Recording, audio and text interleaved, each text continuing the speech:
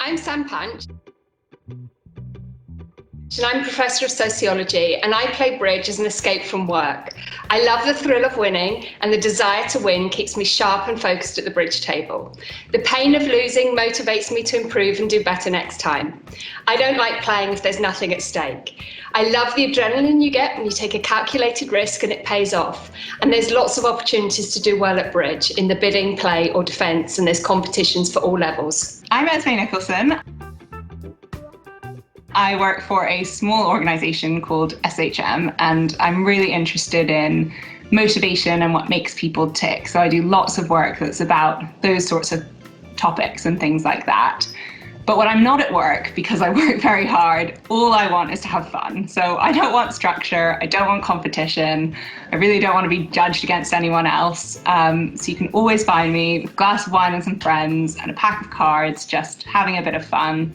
And that's really why I play bridge. I'm Christina Ballinger, and I work in communications and marketing. And there's nothing I like better than a good challenge. And one of my earliest memories, I must have been about 7 years old, is running laps around the house where I live with my family in Kent. And my dad is timing me. Because you see, it wasn't enough just to run. Part of the fun was setting targets and measuring progress. And really, nothing much has changed since then. I really enjoy pushing myself to the next level. I love outperforming my previous best. And that's why I play bridge. I'm Maurice Biriotti. I'm a professor of literature and I run a company.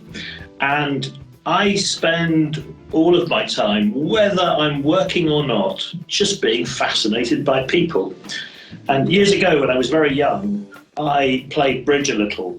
And what I loved about it was I didn't end up looking at the cards at all. I just watched the people. I just got so fascinated by the way everyone approached bidding, the way everyone approached playing, the rhythm with which people played the game.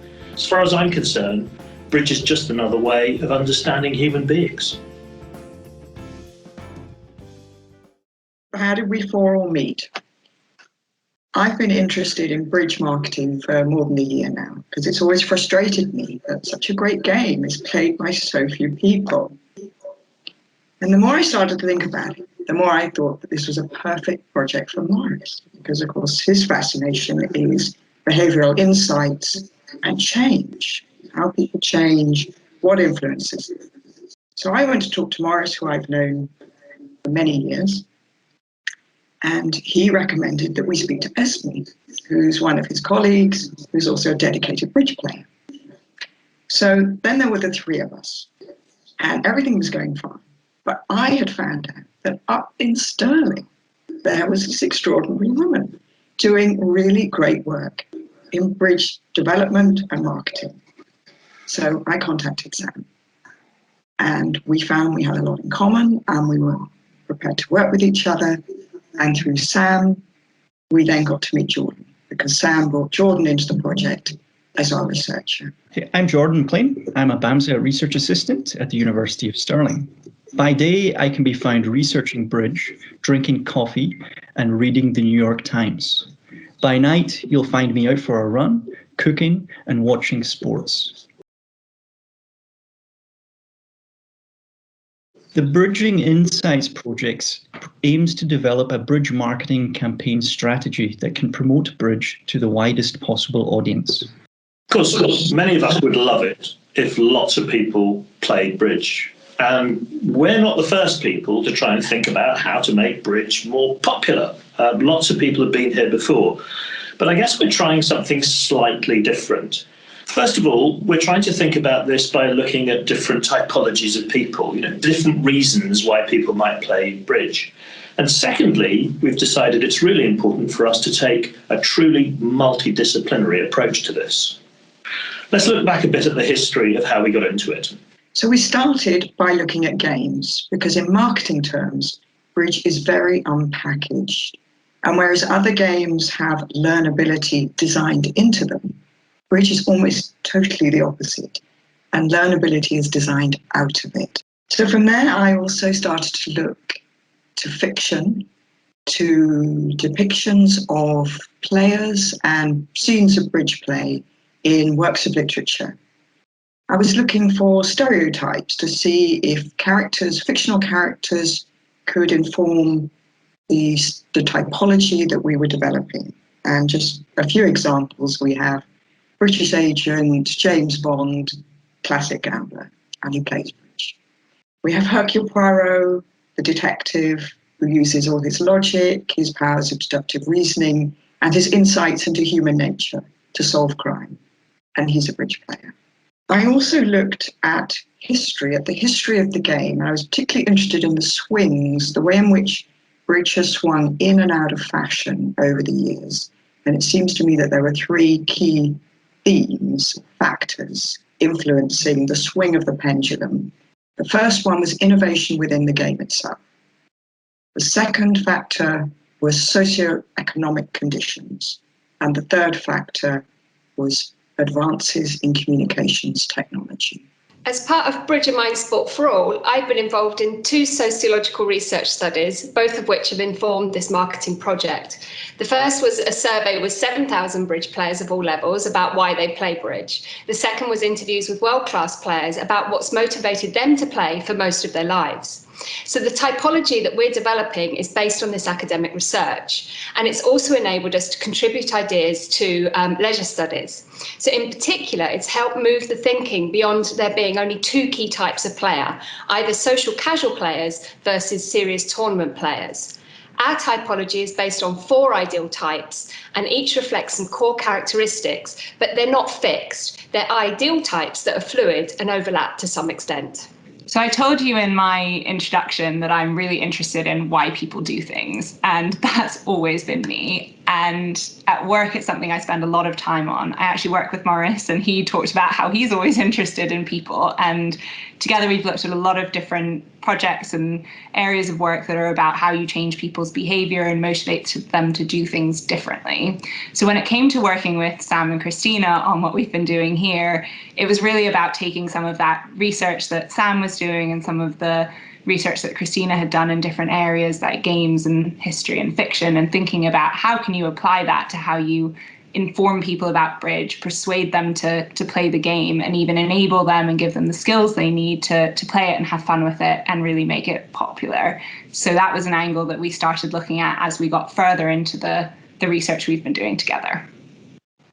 The bridge player typologies has implications for sports studies, which is my area of interest. Sports studies enables us to consider the similarities and differences between the gameplay of bridge and its organisation and structure to other sports. Such comparisons can help us to move beyond the stigmatising connotations of a lack of physicality towards a new culture of vibrancy and youthfulness. Our project has the potential to bring about both academic and societal impact for a new typology of bridge for all. Of course, it is important to do all of this academic work, and we have to understand people, their motivations, how bridge works, how people perceive it, the history, etc. It's all great. But in the end, unless we can convert that into messages that are going to make sense, then all of this work is going to fall flat. So another thing that in our project we made sure that we did was to look at how we might approach advertising or talking about bridge in public. And to do that, we wanted to look at different things that might be analogous. And that sent us in lots of different directions. It sent us into thinking about how did wine suddenly get incredibly popular in the United States, which had been a country of beer drinkers? What happened to turn Americans suddenly into connoisseurs? Why is it that people are so interested in watching snooker on TV, and yet they're much more likely to play a game like pool? Why is it that certain things, when we advertise them, actually don't even have to convince us that they're good? Sometimes they can just talk to us about our passions. Think about the Marmite campaign that actually makes a virtue out of the fact that some people really love the stuff and some people hate it. Our research took us into these territories as well, to think about not only how do we understand why people play bridge, but also how can we convert more people into getting passionate about it and doing it.